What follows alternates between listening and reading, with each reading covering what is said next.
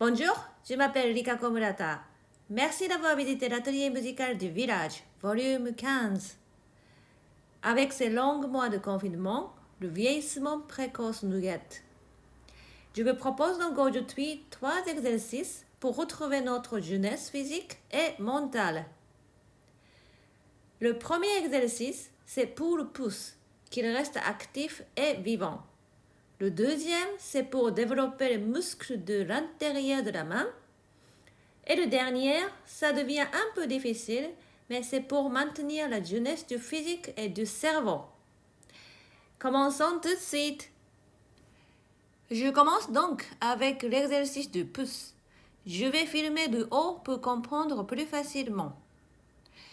Pour jouer une touche noire avec le pouce, la plupart des gens utilisent cette position, c'est-à-dire que la troisième phalange est droite et forme un angle un peu comme celui-ci par rapport à la touche. C'est très bien jusqu'au moment où on cherche à jouer une touche blanche avec la même position. Comme les touches blanches sont très rapprochées, il y a le risque de toucher 2 notes à la fois. Pour éviter ce problème, il y a la tendance inconsciente de jouer au bord de la touche, ce qui fait que le déplacement devient très grand. Si on veut jouer des octaves rapides, comme il peut y en avoir chez Liszt, on comprend tout de suite que l'on perd beaucoup de temps avec ce déplacement. Dans toute la mesure du possible, c'est mieux de jouer à peu près entre les deux dans cette partie. Pour la touche noire, la phalange est droite. Et pour jouer la touche blanche, on replie légèrement la première phalange, comme ceci. Donc la phalange un peu pliée, puis droite, puis à nouveau pliée. Comme cela, on peut jouer à peu près dans cette partie. Ce sera très utile pour les octaves de Liszt dont je parlais tout à l'heure. Pour faire ce mouvement automatiquement, on peut par exemple travailler comme ceci. Ainsi, on apprendra au pouce comment il faut réagir. Puis, on va plus loin.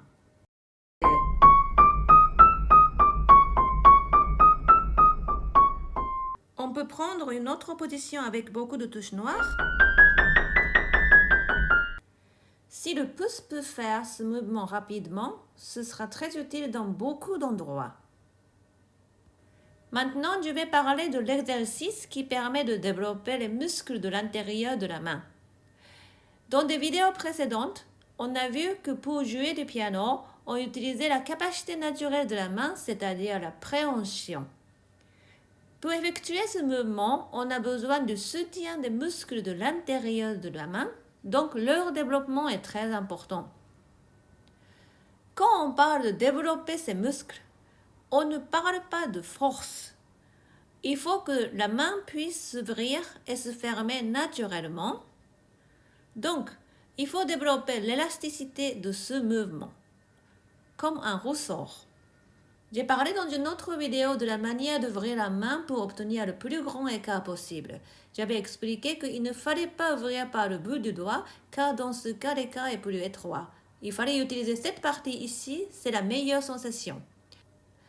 J'aimerais vous proposer un exercice qui développe cette sensation d'ouverture. Mais en même temps, pour jouer du piano, c'est très important de développer la décontraction qui permet à la main de se refermer naturellement comme un ressort. Faire un effort pour ouvrir et fermer la main devient à la longue fatigant. Avec cet exercice, j'aimerais apprendre à la main comment elle peut se refermer son effort grâce à son élasticité quand elle n'a plus besoin de rester ouverte. Aujourd'hui, je parle de la main droite, mais ce sera le même principe avec la main gauche. On joue une touche blanche avec le pouce, puis on colle un peu sur le mur à côté, cette partie-là. Comme si on s'accrochait. Surtout aucune contraction inutile, ni au poignet, ni au bras. En prenant le pouce comme point d'appui, on ouvre la main petit à petit en prenant conscience du travail de l'intérieur de la main. Et quand on sent que les muscles sont bien étirés, on reste pendant 2 ou 3 secondes, puis on décontracte d'un coup. On regarde le travail de l'intérieur de la main avec un autre angle de la caméra. Voilà la vidéo de l'intérieur de la main. Le pouce colle légèrement à la touche blanche à côté, tandis que les autres doigts sont bien décontractés. Grâce au point d'appui du pouce, on ouvre la main en gardant la conscience du travail de l'intérieur de la main. 2-3 secondes et on décontracte. Vous pouvez voir le travail des muscles à l'intérieur de la main. 1, 2, 3 et on décontracte. Voilà, le pouce est devenu actif et les muscles de la main commencent à se réveiller. Le dernier exercice n'est pas facile, mais il est très amusant. Même pour les gens qui ne sont pas musiciens, si on le fait pour exercer le cerveau, il est très intéressant. C'est mon professeur de déchiffrage à l'université qui m'a enseigné cet exercice. Le but de cet exercice est de gagner de l'indépendance dans la main. Comme il arrive souvent qu'on soit obligé de jouer 2 voix ou plus avec une main, cette indépendance est très utile. Nous allons commencer tout de suite. Aujourd'hui, j'explique avec la main droite. Avec le pouce et le deuxième doigt, on essaie dans ce tempo de jouer 2 notes, à peu près comme cela.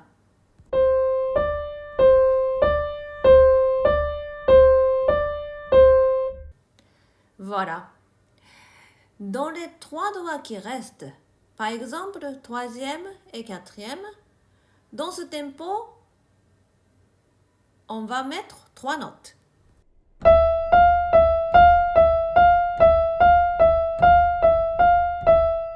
Donc, pouce et 2 jouent 2 notes.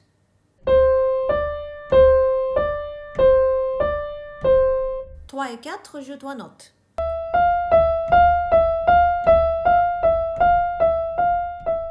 Maintenant, faisons la même chose, mais ensemble.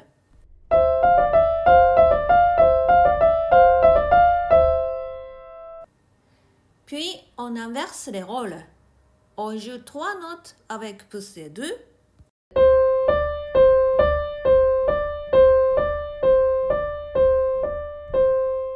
On joue 2 notes avec 3 et 4. Et on joue cela ensemble.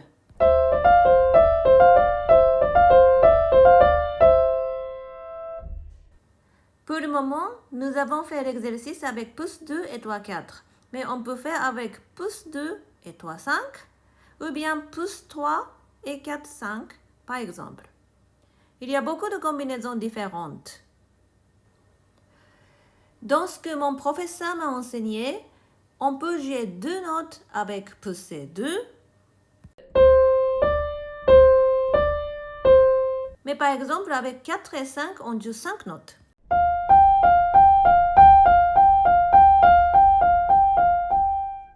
Deux notes avec pouce et 2 et 5 notes avec 4 et 5.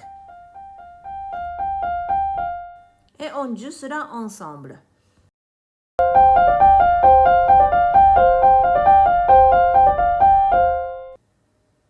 Voilà, à peu près comme cela. Il y a encore une version avec la main gauche que l'on rajoute, mais pour cette fois, cela suffira. Il ne faut pas rajeunir trop vite. Au début, vous commencez avec la noire à 50, à peu près ce tempo. Puis vous montez progressivement la noire à 80. Ce sera très bien comme ça, je pense.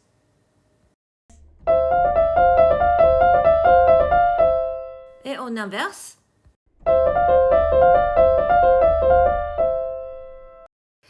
Je n'arrive pas à monter le tempo avec la main gauche pour le moment. Mais le confinement n'est pas terminé. Avec cela, j'espère que vous vous amusez pendant cette immobilité forcée. Attention que la volonté de réussir l'exercice ne conduise pas à un blocage du bras, du coude ou du poignet. Concentrez-vous sur la sensation dans la main et pensez que le but est l'indépendance dans la main. Pour conclure, aujourd'hui, notre Kurumi va vous saluer. Viens, Kurumi. Viens ici. C'est bien. Alors, Kurumi, assis. Merci d'avoir regardé aujourd'hui. C'est bien, Kurumi. À la prochaine fois. Kurumi, dans la patte. Kurumi, assis. Dans la patte. Super. Bye bye.